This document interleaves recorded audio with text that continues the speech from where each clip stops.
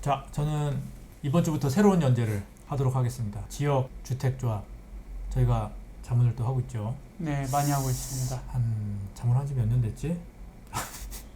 한 4, 5년 된 것 같은데 아무튼 그렇습니다. 제가 이제 지역 주택 조합 자문을 하고 있고 그러다 보니까 조금 뭐 남들보다는 조금 더 안다 라고 얘기할 수 있어서 지역 주택 조합에 대해서 좀 얘기를 해볼 텐데, 어쨌든 지금 이런 내용을 이제 찾아서 보실 분이라면 지역 주택 조합을 만들기를 소망하시는 분이 아니라 가입을 해서 하셨구나. 본인의 어떤 집을 마련하고자 하는 그런 이제 생각을 가지신 분이기 때문에, 일단은 그 조합원, 그러니까 가입을 고려하는 혹은 가입을 한 조합원의 어떤 시각에서 궁금한 내용이나 필요한 내용 이런 걸 한번 앞으로 한 4, 5회 정도 기획으로 연재를 좀 해보도록 하겠습니다. 네. 자, 볼까요? 저는 항상 펜이 필요합니다. 펜, 빨간 펜. 빨간 펜. 예. 그래서 오늘은 인문과정. 예, 뒤로 가서 마지막쯤 되면은 좀 고급 과정이 나올 수 있죠. 하지만 오늘 인문. 그래서 정의. 5편 내 고급까지 가나요? 속성으로. 아, 속성. 네. 아니, 너무 많은 내용을 누설하면 안 돼요, 또. 네, 그러니까. 네. 네. 그 다음에 조합의 자격, 이런 거에 대해서 좀 알아보겠습니다. 그래서 오늘 저희 동영상을 이렇게 보면 얻을 수 있는 내용이 뭐냐? 너무 간단하게 써놓은 것 같은데, 지역주택조합이 무엇인지, 그리고 지역주택조합에 가입할 수 있는 사람, 즉 조합원이 될 수 있는 사람은 누군지, 그 다음에 아무래도 오늘은 이제 개론 시간이다 보니까 현재 그 지역주택조합의 현황, 그리고 이제 개략적으로 요 내용은 나중에 또 제가 또 자세히 할 텐데, 뭐 어떤 리스크나 가입을 고려할 때 좀 생각해봐야 되는 요소, 이런 거를 좀 얘기를 해보도록 하겠습니다. 그래서 오늘은 내용이 굉장히 짧아요. 이제 법적 근거, 이게 어디 나와 있는 거냐? 주택법에 나와 있죠. 그러니까 뭐 어디 저기 다른 법 찾지 마시고 궁금하면 주택법을 찾아보시면 되는데, 다 생략하고 후려쳐서 일단 개념 몇 가지를 좀 알아보겠습니다. 3가지 정도. 주택이란 뭐냐? 그래서 독립 주거생활 할 수 있는 장기간 구조로 된 건축물, 전부 일부 뭐 부속 토지를 말한다 해서, 이제 종류를 이제 구분해보면 정의상 단독주택과 공동주택 이렇게 나뉘고, 단독주택은 다시 단독, 다중, 다가구 주택 이렇게 나뉘고, 공동주택은 아파트, 연립, 다세대 뭐 이렇게 나뉘죠. 예. 중요한 내용은 아니고요. 하여튼 그렇고, 그 다음에 이제 주택조합은 무엇을 의미하냐 하면, 이제 많은 수의 구성원이, 요게 중요해요. 사업계획의 승인을 받아 주택을 마련하고자 모인 일종의 공동체? 뭐 이런 그냥 개략해서 정의를 한다면 이런 거죠. 그래서 이렇게 사업계획의 승인, 요 말이 들어간 게 나중에 이제 좀 중요합니다. 그 다음에 이제 그러면 이제 지역주택조합은 뭐냐? 그러면 이제 주택법을 찾아보시면 이 주택조합의 종류가 3가지가 있죠. 이제 그 중에 하나인데, 요거는 이제 어느 지역에 거주하는, 이 지역이라 함은 통상 우리 그 행정구역을 의미해요. 뭐 서울특별시, 뭐 경기도, 뭐 어쩌고 저쩌고 하는, 넓습니다. 예, 생각보다. 굳이 열거할 필요가 없어서 그냥 제가 생략을 했고, 지역에 거주하는 주민이 주택을 마련하기 위해 설립한 조합이다 이렇게 되어 있습니다.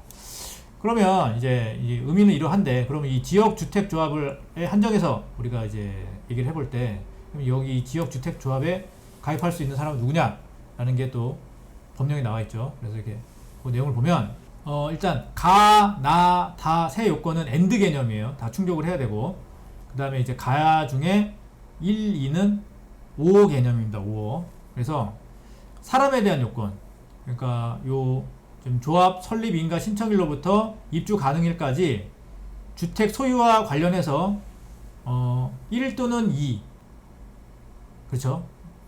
맞죠? 5 개념 맞죠? 네, 5 개념. 왜냐하면 그런 이제 관계, 이제 소유 관계에 있어야 되는데, 1은 뭐냐면은 굳이 말하면 무주택자, 무주택자를 말하는 거고, 2는 뭐냐? 주택이 있더라도 85제곱미터 이하의 주택을 한 채 소유한 사람은 지역주택조합 가입이 됩니다. 예, 그렇다 그런 것이고, 그 다음에 이제 나는 뭐냐 하면은 그 해당 지역에 조합 설립인가 신청일 현재까지 6개월 이상 계속 거주를 해야 됩니다. 예, 거주 요건이 하나 있고요. 거주 요건. 그러니까 이게 소유 요건. 그러니까 기본적으로 이제 무주택자여야 하고, 그 다음에 그 주택조합 설립하려는 한 지역에 6개월 이상 거주를 해야 되고 and 쉽게 말하면 이 다는 뭐냐면 다른 지역 주택 조합의 조합원이 아닐 것. 이게 크게 보면은 이제 조합원의 자격이에요.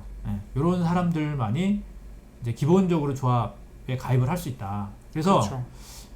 요게 나중에 왜 문제가 되냐면은 요게 그 이제 조합 설립 인가를 받을 때 그 쉽게 말하면 필터링을 해요. 그 국토교통부 이제 자료 이렇게 전산 조회를 해가지고 예를 들면 유주택자인데 여기 가입하시는 분들 은근히 많습니다. 있어요. 모르는 거 아니죠.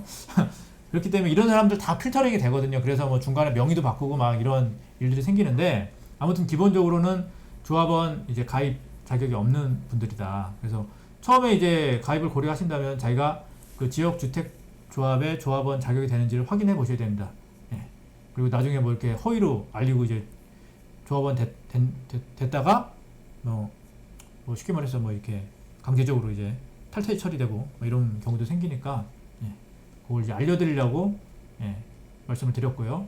그 다음 너무 빨리 내용으로 깊숙이 들어가면 여러분들이 거부감이 생길 것 같아서 오늘 여기까지 하고 그냥 간략하게 현황에 대해서 좀 알아보도록 하겠습니다. 현황. 근데 이것도 좀 재밌어요. 근데 아무리 찾아봤는데 최근 자료까지는 제가 이런 표를 찾지를 못했어요. 그래갖고 이제 가장 근래가 이런 통계인데 국토부 자료라고 합니다. 근데 이제 보시면 아시겠지만 2011부터 쭉 해가지고 2014년도까지는 이 지역 주택조합 설립 인가가 그렇게 많지 않았어요. 이게 전국 통계로 알고 있는데 요렇게거든. 요렇게인데 물론 이 설립 인가 받는 것도 좀 힘들죠. 힘든데 2014년에서 2015년 사이 여기서 빵 이렇게 뜹니다. 이렇게 27건이 106건이 돼 갑자기. 저때 무슨 일 있었나요? 그러니까 나도 여기서 법 개정 연역을 찾아보고 막 했는데 특별히 뭐가 이렇게 뭐 드라마틱하게 뭐가 바뀌고 그런 건 없는데 결과적으로 보면은 아마 여기서 좀 설립인가 요건이 완화돼서 그런 게 아닐까라고 역으로 추측을 해보는데 저도 그거는 잘 모르겠어요. 그때는 저도 뭐 이때는 자문을 하던 때가 아니고 아파트 가격이 혹시 빵 떴나요? 가격하고는 상관없고 이 조합 설립 인가니까 그냥 추측해 보건데 이때 좀 정부에서 뭐 정책적으로 설립 요건을 좀 완화해 준 것이 아닌가 뭐 이렇게 생각을 해봅니다. 그렇고요. 그래서 2015년 이후로 이제 이게 많이 생겼어요. 많이 생겨서 뭐 사람들도 이제 관심을 많이 갖게 되고 뭐 그렇게 된 거죠. 근데 이제 가입을 고려하시는 분들 입장에서 하나 또 챙겨봐야 될 데이터는 요거죠. 뭐냐면은 이게 요건 조합 설립 인가고 우리가 조합 설립 인가하고 아까 이제 앞에 봤지만 이게 사업 계획 승인을 받아야 이제 쉽게 말해서 이제 건축이 들어가는 거잖아요. 맞습니다. 2013년, 2014년까지는 수도 적었지만은 그만큼 조합이 설립 인가를 받으면은 사업 승인을 받는 확률이 매우 높았어요. 그쵸? 갭이 그렇게 크지 않잖아요. 근데 앞서 봤지만 2015년에 이 설립 인가가 쫙 늘어났는데 결과적으로 그 조합이 사업계획 승인까지 이르는 거는 확률이 확 떨어졌어요. 거의 한 5분의 1, 5분의 1로. 그러니까 굳이 말한다면 이 설립된 조합이 사업계획 승인까지 받는 확률이 한 20%? 20%에서 30% 사이? 뭐 그렇게 떨어졌습니다. 그래서 이게 아마 좀 리스크가 있는 거죠, 이게. 그래서 이건 나중에 제가 또 설명을 드리겠습니다. 근데 아무튼 지금 현황이 이렇고 그래서 이제 뭐 PD 수첩이나 이런 고발 프로나 뉴스 프로에 지역 주택 조합이 문제가 있다라고 이제 그런 문제 제기들이 나온 것도 이 이후예요. 이 이전에는 조합 설립이 되면 그래도 웬만치 이제 건축까지 나갔는데 2015년 이후로는 조합이 설립됐지만 사업이 안 되는 경우. 근데 쉽게 말해서 이 사업 승인을 못 받고 뭐 좀 저렴한 표현이지만 조합이 빠그러지면 조합원들이 그동안 납부했던 돈이 다 날아가는 거거든요. 그렇죠. 그러니까 이런 일들이 생기니까 이제 고발 프로나 이런 데서 그 문제 제기를 하고 그 뒤로 이제 이런 내용들을 이제 보완하기 위해서 주택법이 여러 번 엄청나게 개정이 됩니다. 올해에도 개정됐죠. 그렇죠. 그래서 뭐 그런 내용도 나중에 제가 뭐 기회가 되면 소개를 해드리도록 하겠습니다. 아무튼 그래서 일단 가입을 고려하신다면 개략적으로 지역 주택조합이라는 것이 리스크가 있는 사업이라는 것을 인지를 하셔야 돼요. 그렇죠. 기본적으로 이제 지역 주택조합의 조합원으로 가입하고 싶은 어떤 욕망은 요거잖아요. 무주택자가 시세보다 싸게 내 집 마련을 하고 싶다. 라는 그 욕구에 기반한 거지 않습니까? 네. 근데 한편으로 이제 크게 보면은 이제 보통 문제되는 게 이런 것들이거든요. 내가 조합을 가입을 했는데 뭔가 이게 아닌 것 같아. 그래서 탈퇴를 고려하는데 탈퇴할 수 있는가? 그 다음에 두 번째, 탈퇴해도 내가 기 납부한 조합비를 환불받을 수 있는가? 이게 굉장히 여러 가지 복잡한 문제를 이야기합니다. 그쵸. 그리고 이 만만한 문제가 아니거든요. 그래서 그것도 나중에, 요것도 이제 나중에 이제 추가로 다음 편에 제가 설명을 좀 드리도록 하고, 그 다음에 아까 봤지만은 그렇게 이제 사업계획 승인되는 확률이 그 비율이 떨어지다 보니까 사업 완성의 불투명성이 고려를 하셔야 돼요. 이게 사업이 될 수 있느냐 여부, 그 다음에 거기 들어간 내 비용, 이거는 보통 이제 흔히 문제가 되는 추가 분담금의 문제가 그렇죠. 있죠. 그래도 이것도 나중에 오늘은 개런이에요, 개런. 그러니까 나중에 시간이 되면 제가 말씀을 드리고, 그 다음에 이제 거기까지 소요되는 시간. 이제 간혹 어떤 얘기를 하면 내가 이렇게 마음 졸이면서 이렇게 추가 분담까지 내가면서 이렇게 할 바에 내가 다 지어 놓은 집을 사지 내가 이걸 왜 하냐. 네, 그렇게 생각하실 그런 수 고민들이 있죠. 생기니까 아무튼 오늘은 이렇게 제가 개략으로 이런 내용 한번 간단하게 준비를 해봤고, 다음에 오늘 제가 이렇게 조금 이렇게 건드린 좀 궁금해할 법한 내용들 제가 이게 좀 뭐랄까 좀 뿌려놓지 않았습니까? 네, 네. 떡밥을 그런 걸 하나씩 해소하는 시간을 갖도록 하겠습니다. 예. 너무 좋아하시는데요. 네. 자, 오늘 빨리 끝나서 좋아요. 네. 저는 오늘 그럼 이렇게 발표를 마치도록 하겠습니다.